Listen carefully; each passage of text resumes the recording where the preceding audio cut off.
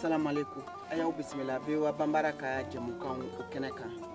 Bi ambe Washington DC krengrania la vewa ere soba dala Washington Independence Avenue ka. Ani Mali jelike bado mi la podoni du je fantan ani nani bela jelenka de bena masala. Sheikh Amala Jabati. Sheikh Amala. Ameriki beko ko Sheikh Amala Jabati. Ne ko Sheikh Bora Johnny Jona. Jalike bismillah. Aw de bɛ kunnafoni mɔlen sɛnsɛnnen di anw ma bamanankan na VOA Afrique filɛ nin ye 102 fiɲɛ sira kan Bamako Mali la. Ayiwa ne tɔgɔ Sheikh Amala Jabate n ye maliyɛn min sigilen don Washington yan bi n sera Voix d'Amérique la donc n'aw ye ɲininka ko ne ye jɔn ye ne ye Sheikh Amala Jabate ka bɔ Kita kuru ni Budofɔ Kaya kuru ani Kayaba ɲamaga ni Jinamaga Mali la ne bɔra jeli sugubaw de kɔnɔ ka na sigi Amérique yan ne fa tɔgɔ ni n faw tɔgɔ ka ca n b'a daminɛ Adama Jabate Lansana Jabate Moriba Jabate Amara Jabate Madu Jabate Fuseni Jabate a tɛ ban fɔ la mais Ala ye min kɛ wasa kɛra. Sheikh Amala Jabate. I bɛ se k'a fɔ an ye e nana Ameriki jamana kan yan san juma cogo juma sababu jumanw ye lase yan. Bon ne nana Ameriki yan ka sigi yan 95. San 1995. Fɔli sababu de na se yan misigi komi an y'a f'i ye cogoya min na anw ye jeliw ye ne nana yan ni n ka groupe mɔgɔw ne ye Solomani Tunkara ani Yayi Kanute. N bɛ don yan tuma min na Mariam an bɛnna ni fɔlikɛla dɔ sigilen bɛ Ameriki yan mais ale ye Sénégalais de quoi u b'a wele ko Jimo Kuyate mais paix à son âme maintenant donc a y'an ye an sera aéroport la dɔrɔn mobili gare la a y'a sɔrɔ bamanankan bɛ ka fɔ i b'a dɔn Yayi tɛ bamanankan mɛn c'est rare o y'a sɔrɔ 4 heures du matin presque 3 heures 4 heures du matin ale sinna ten ale tun kan ka a ka vol ta ka taa dugu dɔ la vers les 5 heures 6 heures donc a ye bamanankan mɛn dɔrɔn a sinna ka na ten an ko an bɛ bɔ Mali ale ko ayiwa Mali de ka d'ale ale ka origine ye Mali de mais olu sigira Sénégal olu bangera mais u parents bɛ bɔ Mali la donc dès lors an y'an to la an ye voyage daminɛ depuis ne de voyageur la fo bi ne sigilen filɛ yɔrɔ min na ne de bɛ avion kɔnɔ don o don non mais disons la vérité quoi vraiment o de faut k'a ɲɛfɔ mɔgɔw ye. An b'a dɔn k'a fɔ Sheikh Amala ye diɲɛ yɔrɔ caman yaala dɛ Ameriki ye jamana 50 ɲɔgɔn ye o yɔrɔ tɛ yen ma se yɔrɔ min na ka se Asie ma Inde Australie Nouvelle-Zélande a ka ca farafinna gunkan jamanaw yɛrɛ olu tɔgɔ tɛ fo la i ka nin taama ninnu i bɛ a contrat sɔrɔ cogo di i ni i ka fɔlikɛlaw de bɛ taa wa walima sababu wɛrɛw de b'i lase min tɛ fɔli ye. Ayiwa ne ka nin contrat ninnu bɛɛ a bɛɛ ye ne yɛrɛ Sheikh Amala ye ni n ka fɔlikɛlaw de bɛ taa parce que i b'a sɔrɔ tuma dɔ dɔw yɛrɛ fana bɛ voyager i b'a sɔrɔ i bɛ groupe dɔ de fɛ mais ne yɛrɛ de ta ye n ka groupe ye i ka dɔn Amérique ka bon mais n y'a ɲɛɲini dɔɔni dɔɔni fɔlɔ ye min ye n bɛ fɛn dɔ fɔ mɔgɔw ye n'i taara suruku ka dugu la n'i ye bakɔrɔni kasi kɛ dɔrɔn suruku b'i dun n'i b'a fɛ dunuya ka dayɛlɛ i ye fɛrɛ kɛ i ka taga ekɔli la n y'o de fɔ mɔgɔw ye Amérique yan dugu caman bɛ yen ni n ye fɔli daminɛ dɔrɔn mɔgɔw bɛ kasi pourquoi u bɛ kasi mun na n b'a fɔ a ye mɔgɔw bila denw bila ka taa ekɔli la den ka di bɛɛ ye n'i y'i den kɛ baba commandant ye k'i ban ka don ekɔli la après a bɛna kɛ problème ye Ala k'an kisi donc o ye n ka message fɔlɔ ye k'a fɔ bɛɛ a ye denw don ekɔli la u ka kalan kɛ. O kɔrɔmasurun an y'a ye kɔsa in na Mali ka ministre dankan furancɛ fanga kɔnɔ ni o ye colonel Ablaye Maiga ye a nana ka na Mali ka cikan na se Nations Unies kɔnɔna la o bɛnna Mali jamana ka yɛrɛma hɔrɔnya n'o ye 22 septembre ye o ɲɛnamayali ma a nana Washington yan i ye Mali ka jɔnjɔn ni an ko ma ko hymne national da ka u kunbɛn k'u ladon salle kɔnɔ min tɛmɛna Mali jabaraniso ORTM kan n'o ye ORTM gale ye ani bɔlɔlɔsira caman kan i n'a fɔ Facebook ni a ɲɔgɔnna ninnu awa dɔɔni fɔ an ye o yɔrɔnin kan. O fana diyara n ye Mariam ni sɔrɔdasiw nana yan n'o ye le ministre de intérim M. Maiga n y'a fɔ a ɲɛna don c'est une fierté pour nous ici en États-Unis surtout an bɛ don min na ko bi c'est à dire kɔnɔw mana jɛ u bɛ bi de fɔ ne b'a fɛ maliyɛnw k'u tɛgɛ di ɲɔgɔn ma cɛ ni muso an bɛɛ fa kelen ba kelen Benigalon comme si ça est mi fo on a bien profité premier ministre de tomber ko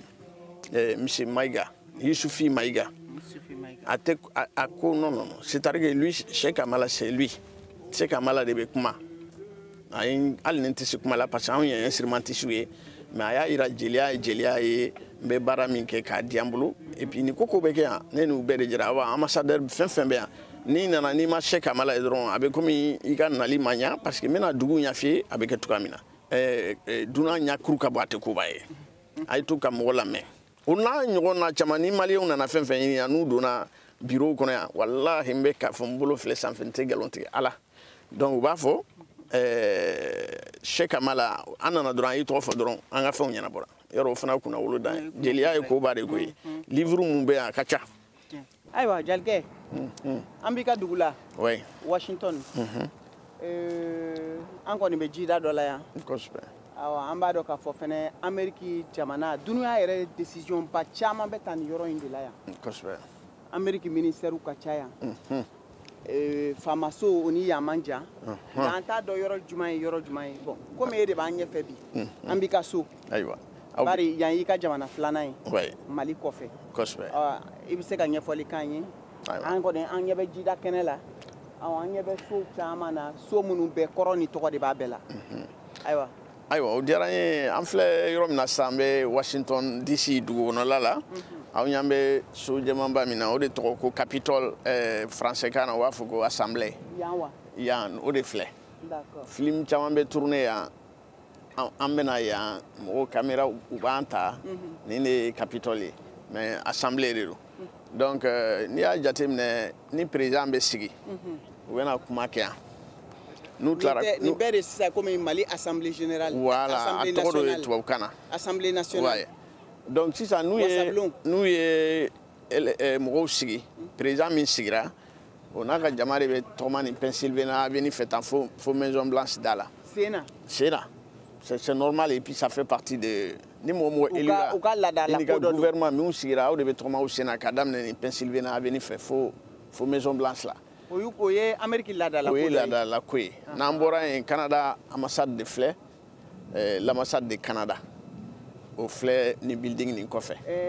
min bugusolama don yes bon ni bɔra yen an yɛrɛ dunuya bɛɛ bɛ miiri yɔrɔ min na n'u b'a fɔ a ma ko voix d'Amérique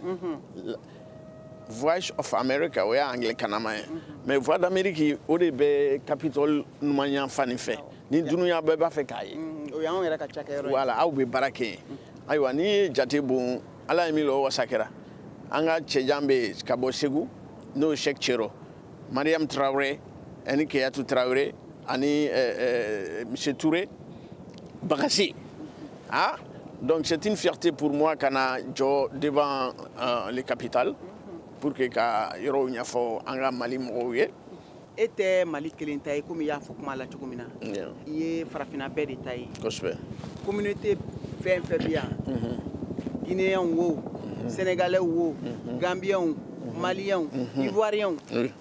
ninnu bɛɛ lajɛlen ka jamalajɛ ko mana kɛ a kɛra hɛrɛ ye o a kɛra hɛrɛ tana ye a kɛra denkundi ye a si tɛ latɛmɛ ka fara furusiri kan ni u ma tɛmɛ e fɛ o sɔrɔla cogo di o diyara n ye jeli ye komi n y'a f'i ye cogoya min na yanni ne ka na Amérique yan je crois que an y'an faw ye o sira kan an'an baw donc ni ne nana sigi nin jamana kan parce que tubabuw bɛ ɲininkali kɛ an bɛ taa fan bɛɛ u b'a fɔ an y'a ye jeli ka bɔ fo Afrique a bɛ se ka sigi France parce que tubabukan bɛ fɔ yen fɛnw bɛ kɛ mais k'i yɛrɛ sɔrɔ fo Amérique yan ka bɔ fana la jeliw ye mɔgɔbaw ye ni n ko mɔgɔbaw hɔrɔnw ye ko bɛɛ kɛ jeliw ye ayiwa ne kɔni ko n bɔra Mali la ka na Maliyɛn fɛn fɛn sigira ani Laginɛkaw ye komi i y'a fɔ cogoya min na Burkina o Sénégal Guinée an bɛ culture kelen min kɛ Mali la o culture bɛ kɛ yan tuma dɔw la n'i nana yan ni yanni i ka dɔn a ma nɔgɔ parce que n taara kalan kɛ yan fɔlɔ yanni kalan tuma la Maliyɛnw de bɛ yan ni hakili jiginna min na komi bi hali sisan an bɛ kuma la dɔ ye wari kɛ n ka téléphone na donc Maliyɛn sigira yan Maliyɛnw ne kɛ komi u yɛrɛ wolodenw ni tuma dɔw la ni y'a fɔ mɔgɔw bɛ nin wari de la a bɛɛ ma mɔgɔ bɔ mɔgɔ rɔ u bɛ n dɛmɛ donc sisan ala na aw yɛrɛ barika n bɛ o de fɔ k'aw fo ka ala fo k'aw fo halisa ala ka sababu ɲumanw kɛ hali bi ala ka kita la Mali n'aw mago bɛ fɛn fɛn na n'aw sera ka anw ye an fana min sigira parce que an nana Tumani Jabate n'a bɛ kɔrɔ fɔ a b'a daminɛ Sidiki Jabate fa ne yɛrɛ dɔgɔnin don n kujɛ a b'a fɔ tubabuw ye ko yanni n ka fɔli daminɛ n'i taara foro la ka daba ta ka sɛnɛ kɛ ka yɔrɔ bɛɛ jɛ min tun kan ka yɔrɔ sɛnɛ ale nana yɔrɔ jɛlen don ka ban yɔrɔ y'a tigi lafiya a b'a fɔ n bɛ jɔn ma n bɛ Sheikh Amala Jabate de ma a nalen tile Amérique yan i m'a mɛn k'a ni mɔgɔ kɛlɛla i m'a mɛn k'a taara kaso la i m'a mɛn ko a ye yan sariya foyi sɔsɔ et puis a ye culture malienne dɛmɛ yan n'olu nana n'u taara yɔrɔ o yɔrɔ Aliou wo Youssou Ndour wo Baba Maal wo Kiné Lam wo Kanja Kuyate Ami Koyita Jelimadi Tunkara Araban Tata Bambo ala ka hinɛ la c'est-à-dire que b'a fɔ ko daɲɔ mɔgɔ mɔgɔ de sen sera Amérique kɔnɔ ne Sheikh Amala Basegu n'a muso Ami Sako u bɛɛ wallahi Habib Koyite Salif Keita donc mɔgɔ mɔgɔ n'i sera ne Sheikh Amala mɛ Umu Sangare n yɛrɛ dagabili Vie Farga ani Sidi Touréw ni ala ka hinɛ Kaira Arbi j'ai servi avec mɔgɔ mɔgɔ n'i delila ka se yan Balakɛ Sisoko a tɛ banna fɔ la sisan an bɛ wuli an b'an kun da Sheikh Amala Jabate a ka denbaya n'o ye a yɛrɛ sigiyɔrɔ ye jɛmukan tako filanan a n'a kuncɛli an bɛ t'o kɛ yen a ye jɔnjɔnba minnu sɔrɔ Amérique jamana kɔnɔ yan ani Amérique tɔgɔtigibaw film kunda dɔnkilidala kunda a n'olu minnu ye baara kɛ n'aw b'a fɛ k'o seereyaw sɔrɔ nin waatinin na a ye to an ka nɛgɛ kan aw ka to an ka jabaranisow kan an bɛna jɛmukan tako filanan ladi aw ma sanganin kɔnɔ aw k'an bɛn. Welcome to Mali. Welcome to Africa. Welcome to America. Welcome to Europa. Welcome to Asia. Welcome to Mali.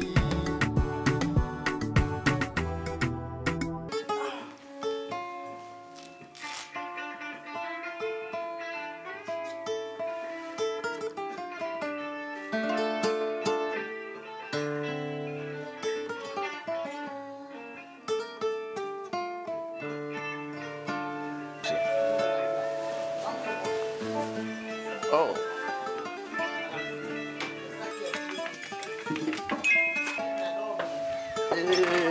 Waalaikum salam. Abedi. Bismillah. Mɔgɔ bɛ don? Awɔ, bismillah. Tana tɛ? Tana fɛ. Denbaya. Merci. I b'i ka so. Ayiwa, bisimila. Ayi, I bɛ se ka samara Awɔ, ka taa. O ye farafinna. O ye Mali lada ye. Tarawele taramagani kan kɛ jan ko ni b'a fara bako masa bamanaja ko bako masa i bisimila ko muru k'i ban taramama banyalo wallahi saba a segin ka na aw ma an ka foli belebele bɛ aw ye Mali kɔnɔ i n'a fɔ Mali kɔ kan aw minnu bɛ VOA Bambara lamɛn sanga ani waati bɛɛ lajɛlen a ka radio fiɲɛ siraw fɛ ani a ka bɔlɔlɔ siraw fɛ an bɛ sɔrɔ www.voabambara.com walima aw minnu bɛ fɛ ka jɛmukan in lajɛ aw bɛ se k'a lajɛ fɛnɛ an ka bɔlɔlɔ sira kan n'o ye Facebook, YouTube ani Instagram ye ka segin ka na an ka jɛmukan tako filanan na an ye min baro sigi bi ni Amérique jelikɛ ye farafinna jelikɛ jelikaw ka jelikɛ an tɛ jeli ye nka anw ye kunnafonidila yamaruyalen ye a bɛ wele cogo min na Américains yɛrɛ fɛ yan o de dɔ ye nin ye n'o ye Sheikh Amala Jabate ye tako filanan na Sheikh Amala an tun ye ɲininkali tɛnku i la ɲininkali min n y'a las'i ma k'a fɔ kabiri i donna Amérique jamana kɔnɔ yan i ye baara in daminɛ ayiwa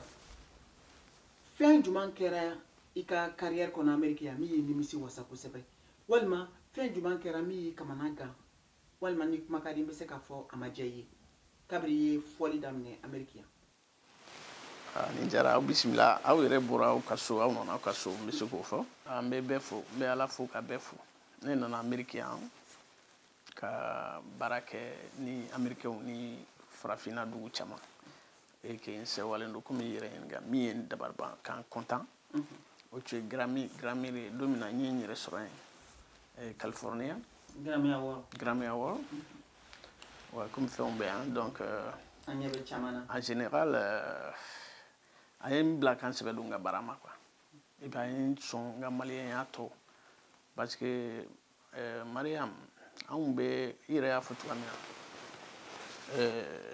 aw de b'anw bɔ dibi la sinon an ye janjo kɛ n'i ko ko Amérique kunkun n'a ɲɛ n'i ko Cheikh Amala bɛɛ bɛ dɔn donc ni ala nana kɛ a don an taara California Los Angeles et j'étais avec tout le monde a don a y'a sɔrɔ an sigira a mɛnna dɔɔni a kun y'a sɔrɔ Rihanna ka Grammy fɔlɔ 2007 o tun ye n ka Grammy fɔlɔ de n taara min na et qu'il y avait j'étais assis avec les gens tun tɛ se ka da la mais n y'a di ala ma n bɛ da la fana parce que par exemple Beyoncé était là Tina Turner Alicia Keys Offset Akon a ka bon jɔn hakili ma les Angelina Jolie bon n t'a dɔn n b'a f'i ye acteur bɛɛ presque ni hakili jiginna min na n y'olu de tɔgɔ fɔ sinon an ye baara kɛ yan ka adamadenw dabariba a don a y'a to ne ye n sɛbɛ don n ka baara ma de plus ka tila ka n ka maliyɛn fierté et puis jeliya i y'a camanba de don i y'a lankolon t'a la voilà n bɛ Mali mɔgɔw fo o diyara n ye ayiwa k'a fɔ fana ko min ye n dabariba walima ko min ma diya i ye ko min ma diya n ye ɲan tɛ ko la yan min ma diya n ye mɔgɔ ma ko kɛnɛ bɛɛ b'a dɔn Amérique ye jamana min a ma nɔgɔn mais barika ani duwawu ani mɔgɔ ɲumanw o de bɛ Amérique latigɛ donc ne yɛrɛ maliyɛnw ye ne bonya quoi fo ne ma maliyɛnw fo k'u fo dan tɛ foli min na wallahi a ma ɲi ne yɛrɛ ma quoi parce que bɛɛ ye ne kɛ komi a yɛrɛ woloden an bɛna Amérique docteurs de bɛ jɔ an fɛ aw yɛrɛ ye tubabuw ye tubabu minnu ye ne ni olu ye baara kɛ n'i y'a mɛn don o don Cheikh Amala a bɛ avion kɔnɔ a bɛ avion kɔnɔ a bɛ avion kɔnɔ komi fɛn yɛrɛw bɛ yan prévu dɔw bɛ yan par exemple n'an ko k'an bɛ nin dayɛlɛ ka n'i yira diɲɛ mɔgɔ la k'a da la ko baara fitinin tɛ ayiwa nin kɔni ye yeko ye fɔ koba i yɛrɛ y'a ye n m'a dɔn n'an bɛ se ka wuli k'an lɔ ne yɛrɛ filɛ yan ne de filɛ mais a bɛ komi e kelen de ye farafin ye dɛ ne kelen de ye farafin ye i bɛ se k'a dayɛlɛ hali bi dɔɔni dɔɔni komi Amérique yan c'est-à-dire qu'on fait chaque 2 ans an bɛ banjo fɔla bɛ diɲɛ yɔrɔ yɔrɔ bon nin na sisan Japon b'a la Chine b'a la Amérique b'a la France yɛrɛ dɔw bɛ bɔ fo France ka na n'i y'a jateminɛ o de ye ne ye bon instrument min filɛ olu bolo n'o ye banjo ye o banjo kelen de jɔlen filɛ ni banjo min filɛ o de bɛ nin bɛɛ bolo mais ni banjo ale bɔra gɔni de la Afrique yɔrɔ jeliw ka so instrument 3 de bɛ jeliw bolo yɛrɛ n'o ye gɔni de ka kɔrɔ ni kora ye gɔni ka kɔrɔ ni bala ye donc bala ni gɔni ni kora olu de ye jeliw ka instrument ye donc sisan an bɛ to k'a fɔ mɔgɔw ye n'an taara yɔrɔ o yɔrɔ pour que k'a yira u la ko jeliya yalankolon t'a la ne bɛ gɔni de fɔ mais ni gɔni ni banjo bɔra gɔni de la i ye ne ka contrat cogo ye parce que n'a fɔra fɛn min y'i fa ye ou bien i ba ou bien i mɔkɛ ye yɔrɔ n'i y'o recherche kɛ k'a dɔn o ye koba ye an bɛ to k'a fɔ to know where you go you gotta know where you come from pour que i k'a dɔn i bɛ taa yɔrɔ min na f'i k'a dɔn i bɔra yɔrɔ min gɔni fɔla waraw ani kɔra fɔla waraw ni bala fɔla waraw an bɛɛ bɛ baara kɛ ɲɔgɔn fɛ mais ne sigilen de bɛ yan olu kɔni bɛ na u bɛ se ka kalo kelen ou bien kalo 2 u bɛ dɔɔni munumunu u bɛ taa mais ne ka baara san bɛɛ depuis nana Amérique ma baara wɛrɛ kɛ ni fɔli tɛ duwawu parents ye duwawu de kɛ o duwawu de bɛ k'an na balo Amérique yan sinon sow yɛrɛ bɛ sara million jeli par mois. n balimaw n ka foli b'aw ye ne ye Sanusi Jara ye ne ye entrepreneur ye ne bɛ an b'a fɔ jɛmukan lamɛn sibiri o sibiri wula nɛgɛ ɲɛ 5 ka se nɛgɛ ɲɛ 6 ma VOA Afrique kan n balimaw a ye VOA Afrique lamɛn. Slavery an ye film dɔ kɛ 98 yan Amérique n y'a kɛ Bloomington Indianapolis donc u ye gɔni u y'a ye banjo nin bɔra gɔni de la mais film na n b'a expliquer mɔgɔw ye n ko an ka mɔgɔw bɔra Afrique ka na Amérique yan u mana ni fɔlifɛn ye donc a bɛ komi ne Cheikh Amala n bɛ gɔni de fɔ ni dɔ taara n ta san ka na ni Amérique yan ni n ka gɔni mana comme slave donc sisan n bɛ o baara la n bɛ baara la mais gɔni tɛ n bolo gɔni ɲɛnafin bɛ na mais don dɔ de n'u nana ka bɔ Afrique u sigi u miiri ala an tun bɛ instrument dɔ jouer Afrique mais a t'an bolo yan donc olu de wulila sa ka taa recherche kɛ ka nin ɲini k'o fɛnw fara fara ɲɔgɔn kan pour que ka nin de ladege donc o b'a yira k'a fɔ idée min nara n na nin y'a farafinama ye nin y'a tubabulama ye voilà donc a bɛ fɔ nin ma ça c'est ancestor of the banjo mais ma min faamu nin ye juru 4 ye voilà n y'o de fɔ juru 8 bɛ n bolo nin ye juru joli ye 5 nin ye 5 ye juru bɛ n bolo gɔni ka ca n bolo n y'a juru 5 dɔ jɔlen ye belebeleba ye an t'a la juru 5 bari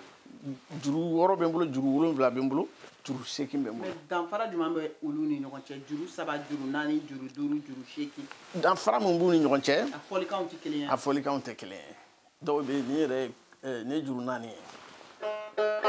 bon nin ye juru 5 ye parce que sisan diɲɛ laban fana sera yɔrɔ min n'an bɛɛ tun an mɔkɛw ni fɛnw ye olu ye juru 4 ani juru 5 fɔ ayiwa donc an ye dɔ fara juruw kan quoi parce que ani diɲɛ mɔgɔ bɛɛ bɛ jouer ɲininiw minnu n'an y'olu kɛ bɔlɔlɔ sira fɛ n'o ye internet ye i ni Amérique sinimabɔla caman de jɛra i ni dɔnkilidala caman de jɛra kɔrɔmasuru ye Michael Jackson ye ni Américains yɛrɛ ko a ma ko the king of pop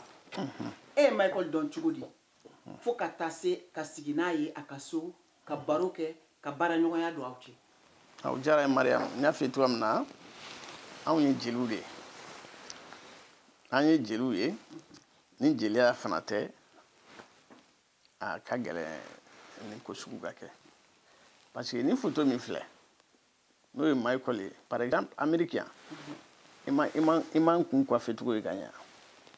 ni n taara kun coiffé yɔrɔ la yan ni n y'a photo labɔ ko je suis avec Michael dans le temps olu tɛ mɔgɔw o tɛ na la u b'a fɔ mɔgɔw ni Michael parce que pour Michael ye jinɛ don quoi i bɛ jinɛ dɔn wa parce que Ala ye fɛn bɛɛ k'a ye sababu ɲumanw do b'a fɔ you with Michael Jackson I can't believe it b'a fɔ yeah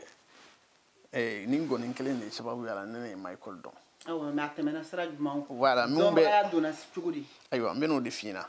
c'est-à-dire que an bɛ diɲɛ dan na n'o ye téléphone b'i kun managers b'an bolo minnu fana n'an bɛ baara kɛ kosɛbɛ donc sisan ne ye mɔgɔ min comme i yɛrɛ y'a fɔ cogoya min na jeli masa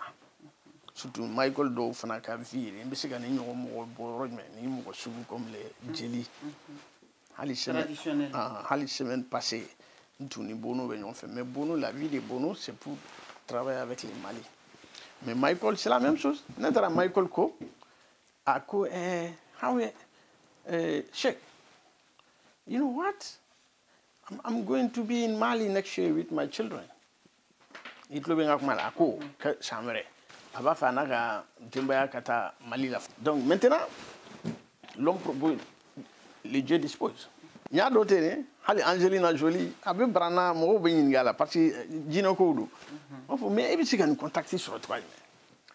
mais par exemple n'i y'a jateminɛ olu fana ka vie ye n bɛ nin mɔgɔ sugu bɔ yɔrɔ jumɛn parce que olu bolo hali olu bɛ misigi bɛɛ kɛ a bɛɛ bɔra anw yɛrɛ de fana fɛ yen donc kana o mɔgɔ sugu dɔ bila ka na fɔ Amérique c'est à dire question fila don dɛ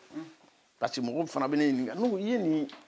ye nin contact bɔ yɔrɔ jumɛn ayiwa a kɔni b'an dabali ban dɛ Michael dɔrɔn tɛ dɛ Amérique président ninnu bɛɛ j'ai un peu servi avec tout le monde ayiwa o fana kɔrɔmasuru i ka photo la yan John Kerry ni John Kerry ye oui ayiwa je pense ni yɔrɔ dɔ fana na ni Bill Clinton ye nin ye an yɛrɛ ka jamanatigi kɔrɔ ouais nin ye an ka patron ba Ala ka hinɛ la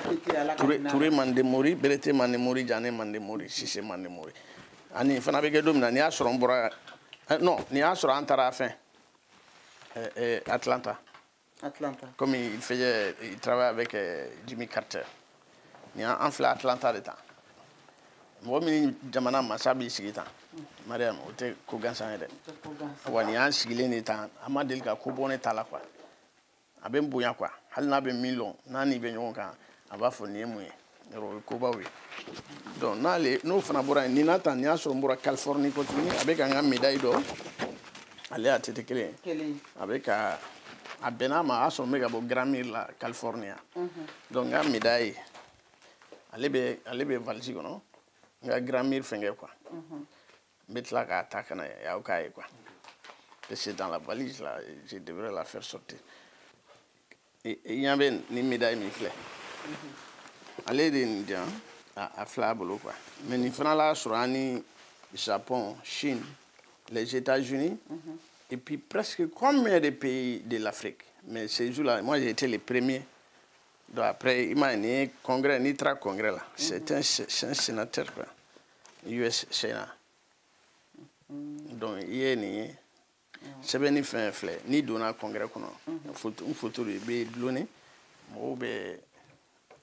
ntaro mbem fo comme ire mi fo kuma mandi légende nta fe ka kuma do kan ire ira o fana kira ni jumani oh voilà ni fana ni be comme Grammy Award quoi na be fon man ko wami no here ni fana be Washington 100 ka ke premier na abi comme ni Grammy soro quoi mais ni wami je suis le winner c'est-à-dire que c'est celle qui a gagné le prix. Donc ni chama que américain parce que comme ni sigilen be ya ayo ni yere maro ni en 2007 chaque année on travaille avec Afrique du Sud amena ni mo be gabo dien fambe donc ni je suis aussi je peux dire les premiers artistes qui ont aimé parce que chaque année quand amben be artiste ou ben akbo jamana be lui yere Afrique du Sud donc il a là-bas bena on ni ay bara chama mais chaque fois je gagne à des prix. Il m'a doré. Il fana UNESCO que avec les médailles. Ça aussi c'est UNESCO. Il fana papier taubéen. UNESCO. Que je suis l'ambassadeur de UNESCO il y a 22 ans, 23 ans. Chez Kamala Diabaté. Mais Nido. Bon ni. Étoile ni. Funga nya fore. Parce que ni abe fo fana tuma mo be sranye ka soro fana tere jelia de la sema de jelia parce que ni au niveau de la police et consomme bon ni ko gonga ndagal sul fana ma ko chama be par exemple ni ngon chama bare be bolo mais o ba di toti parce que ne gumbe mo kran kasobu ni fewndela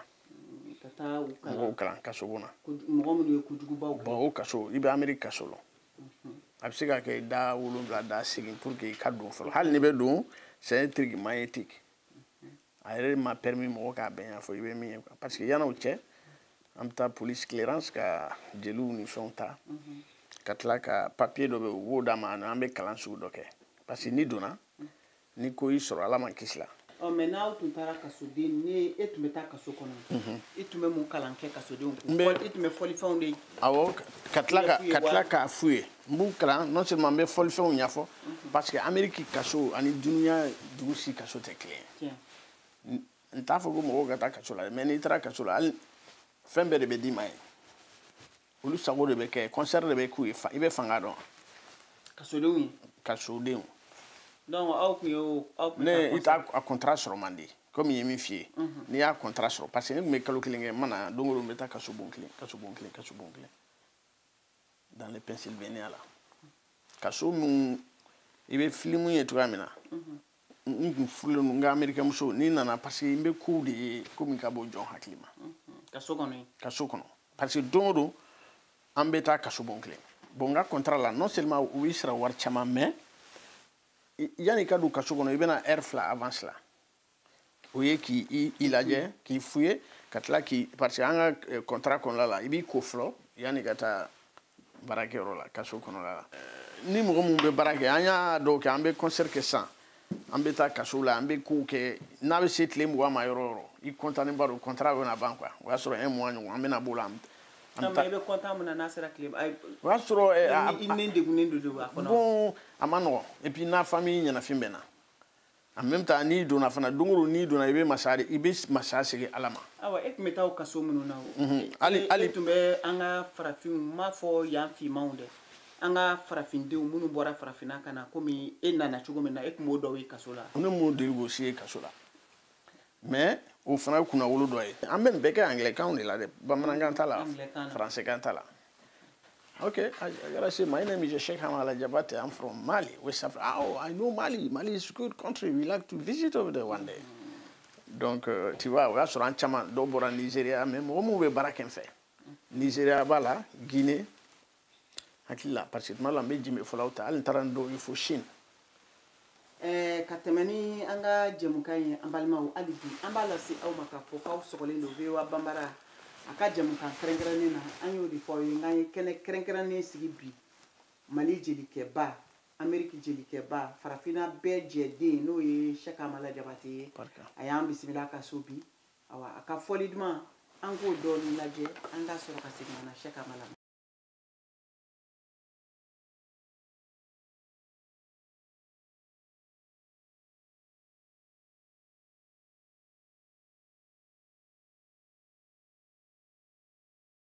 Blues.